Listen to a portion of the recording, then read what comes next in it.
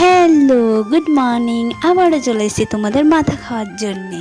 তো আমি শোভা আর নিয়ে চলে এসেছি তোমাদের জন্য মিনি ব্লগ, যাতে তোমাদের কষ্ট করে আমার এত বড় ভিডিও না দেখতে হয়। কিন্তু এত শর্ট ভিডিও ছাড়ার পরে তোমরা কেউ আমাকে একটু ভালোবাসা দাও না, কেউ একটু কমেন্ট করো না, লাইক করো না, কিচ্ছু না। এদিকে ভিউজ তো আসেই না, আর যাও বা আসে কিন্তু কেউ লাইকই করে না। আমার মনে হয় কেউ আমার ভিডিও দেখে না, সবাই স্কিপ করে যায়।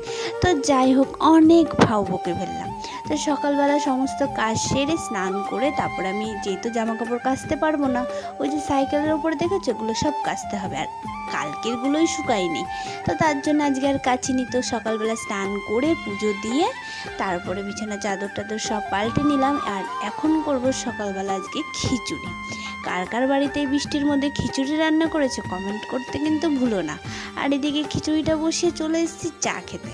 কেন চা না হলে আমার একদমই ভালো লাগে না। আমাকে যদি দিনে 3বার 4বার চা দেওয়া হয় তো মানে আর কোনো কথাই নেই। আসলে এক কথায় বলতে গেলে আমি চা লাভার।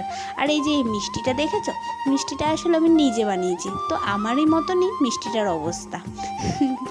তা যাই হোক, এখানে খিচুড়ির জন্য কি কি ফোড়ন দিচ্ছি একটু দেখে নাও। কে কীরকম ফোড়ন দাও জানি না, বাট আমি এই তো জিরে দিলাম, একটু শুকনো লঙ্কা, তেজপাতা, আর মশলার মধ্যে কাঁচা লঙ্কা, আদা জিরে বাটা, আর একটা তেজপাতা দিয়েছি। আমি যদি মশলা করি না একটা তেজপাতা দিই, কারণ আমার এটা ভালো লাগে।